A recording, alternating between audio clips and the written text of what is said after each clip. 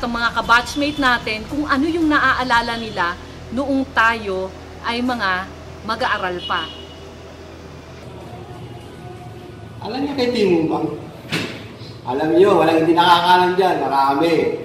Lalo pag umakit yung mga babae. Kakailalim kayo. Kakailalim mga boys.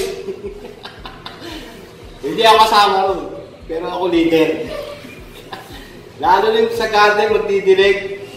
Bubuhusan mo yung galing ilog. Naku, may madudulas na babae. Nasa babae mga lalaki. Tandang-tanda ako. Abats. Kunti lang naman. Ang isang talaga hindi ko lang makalimutan ng grade school, si Jude. Laging tuwing Monday, nandun yan sa mahataw ng bell. Oo, tama. Tuwing umaga yun, national anthem, no? Ngayon, nag-aagawan silang dalawa ni Mario kung sino yung hahataw ng bell. So, yun lang yung isang hindi ko makalimutan kasi talaga tuwing umaga nakikita ko siya. At kasama ko rin si Jude noon ng araw, MBT, di ba? Siya rin ang boss noon. So, yun yung mga isa sa mga alaala ko nung grade school tayo. Yeah, sa side ko naman, tama si Tristan. Kagawan ko palagi si Mario Saber. Pare-parehas kami malulusog doon, kami tatlo. Kami ang lalaki. So, kami palagi din yung naghahakot ng magtriban. Sa payon. So, kami tigahakot nun eh. So, hindi ko malilimutan yun. Kasi maski mainit, maski umulan, kami nagpapasan. Tapos kinakain nyo naman lahat. Tapos pagdating nga ng grade 5, grade 6 na, ako na yung head ng MBT. So lahat ng makukulit, nakaaway ko.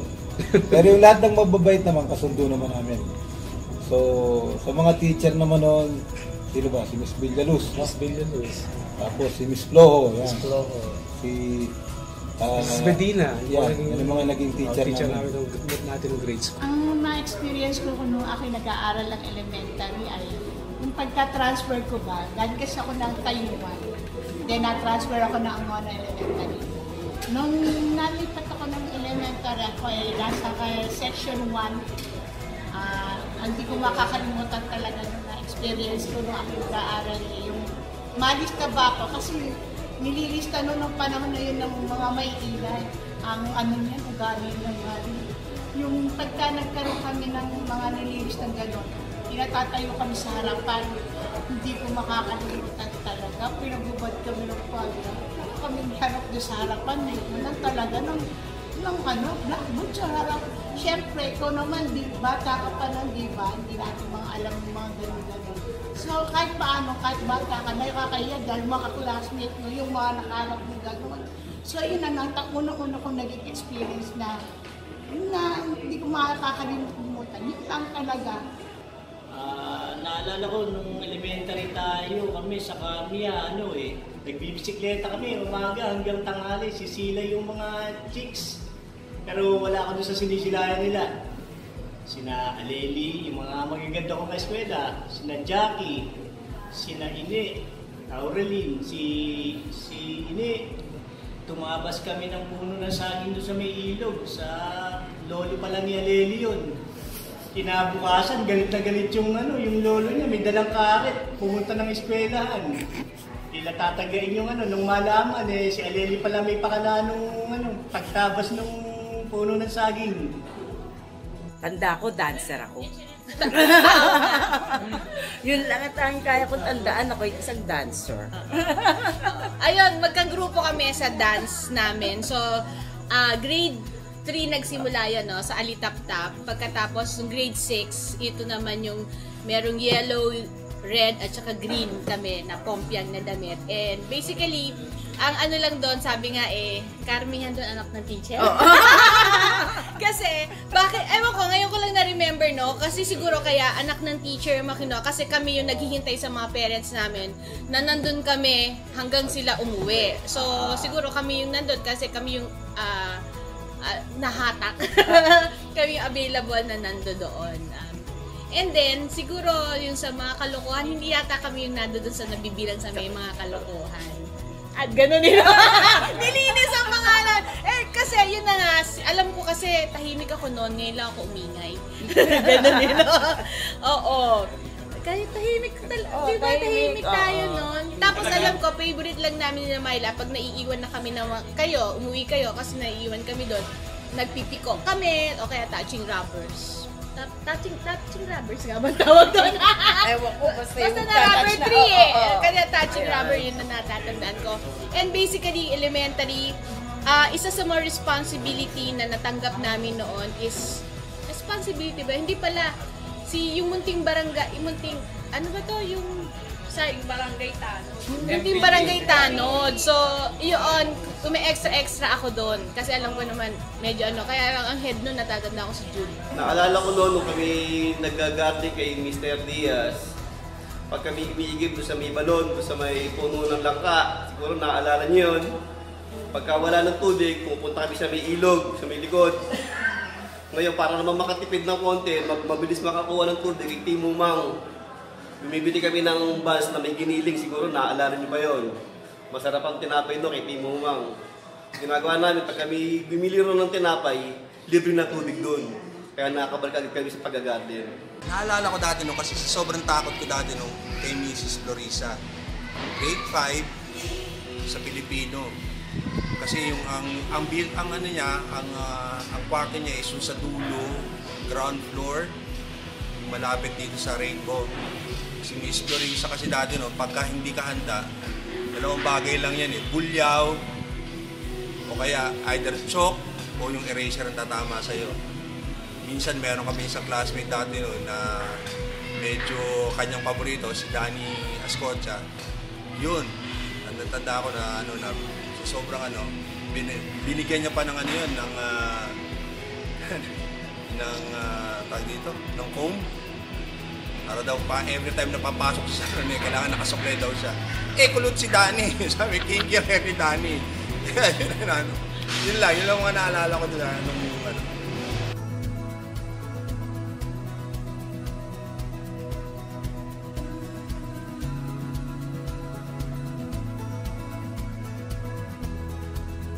Eric, may paborito ka bang teacher noong tayo mag-aaral pa? Meron man, siyempre. Ako meron. Sino? Si Miss Ibanez. Tita mo yun eh. Ikaw, may paborito kang teacher? Meron naman. Si Miss Hausa. Tita mo rin yun eh. Kumustahin kaya natin ang ilan sa mga naging teacher natin nung tayo mag-aaral pa? Ano kaya masasabi nila? May natatandaan pa kaya sila doon sa mga dating mga naging estudyante nila noong araw? Nung araw, noong ako'y mapunta dyan, ang gona binanggo ng tripa, ang mga guru dyan, ang una ko na-observe ay yung may bahay ko, si Rodora. Ang kwarto niya doon sa Pabulusok. Kasi ang ayos noong araw, yan ay pansyon. Pansyon yan eh. Ngayon, makikita nyo na ang pagbabago ng ayos. Kung sa aking alaala, pero mga sagingan dyan, wala magkapadulas kami. Magkapadulas kami ganyan. Pero makikita nyo talagang maulad na ang ayos. Diyan tinayo ang GMA building eh. Ngayon, yun ay nagiging evacuation center. Wala akong napupuna sa kanila basta lahat naman sila masusunurin. Lahat naman yung mga yung sumusunod sa mga pagka kasi tinututukan ko yung mga eskwela ko bago sila dumating, nakatayo na ako sa pintuan. Pagkatapos pagka pag nakapasok na silang lahat, pupunta na ako sa unahan. Tsaka pag maingay, hindi mo na ako nagsisimula. Basta ako nakatayo sa unahan, nakatingin ako sa kanila. Di pag napapansin nila na nag-aantay ako, pagkakalagitan na sila. Nakakaano ko nakukuha ko yung atensyon nila sa pamamagitan ng pagtatahimik ko. Kaya pagka naman yung halimbawa maingay sila, titigil ako. Pagka yung parang hindi nagkakaintindihan, sasabihin ko na kung ba't ako tumigil. Ngayon, yun lang. Angono Elementary School, Unit 1. Itong kabila, itong Angono Elementary School. Itong baba, nandun dating grade 5 and 6, yun ang Angono Elementary School, Unit 1. Nung makarang ilang panahon ni Mayor Benny, para magkaiba naman yung pagkat Angono Elementary School, Angono Elementary School, Unit 1. At pinangalan yun sa nag-donate ng lupa, si Joaquin Guido. Donate yung lupang yun, 5,000 square meters. Donate ni Joaquin Guido. Kaya bilang pag-aalala kay Joaquin Guido, pinangalan Joaquin Guido Elementary School. Ito naman, maintain Angono Elementary School Unit 1. Yun yung mga 1,200 square meters. Atin, isang hektarya at nahigit na isang hektarya yun. Dito sa akin ng Mr. Bautista, yung dating isang mataas na patungkulan sa DepEd. Yun daw, ngayon, ang Elementary School Unit 1, Central, yung nabili lang nilang isang kusing, isang metro kudrado ng araw. Kaya tuwan-tuwa siya. Itong kasalo ko yung Central, binili yun. Itong Joaquin Guido, itong Unit 1, donasyon. Kaya yung kasi noong panahon ninyo, ang mga bata ay seryoso sa pag-aaral. Pag binigyan mo ng assignment, pumapasok ng mayroong handa. Siguro, makatakot sa teacher pag pumasok ng walang assignment. At saka isa pa, yung bang kaunti lang kasi noong panahon na yun, hanggang 4 na pong bata lamang sa isang klase. Kaya kumbaga, maluwag ang kwarto para sa mga bata.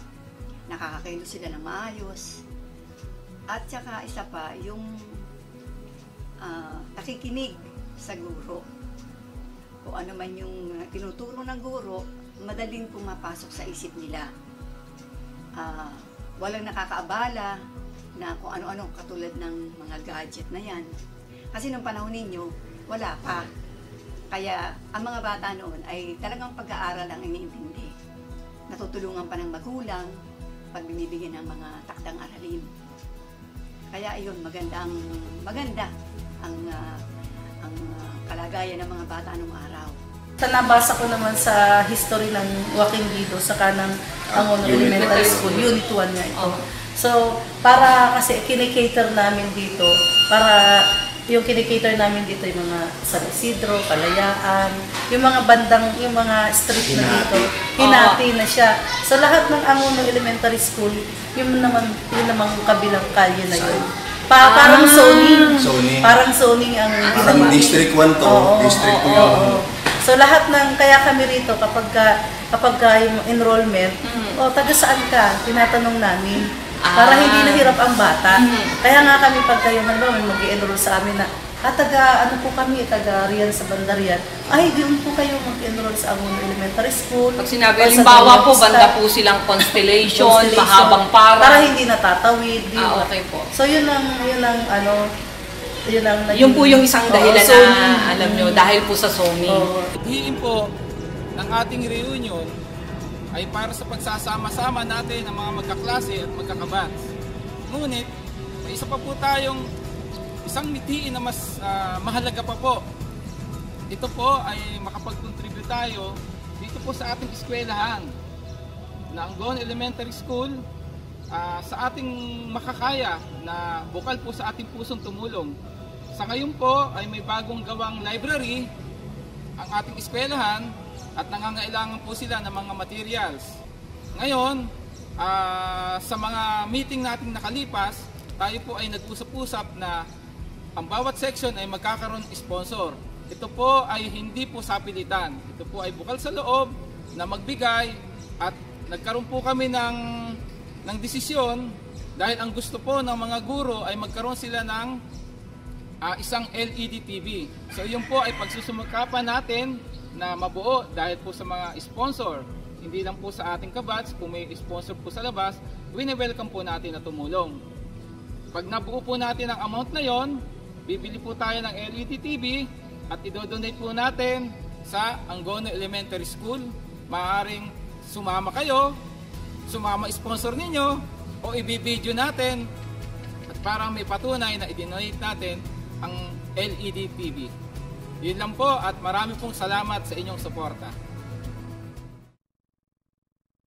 Isang pagbati sa Class 1982. Magandang gabi sa officers ng klase at sa mga kasamahan kong guro at sa inyong lahat sa ika-3So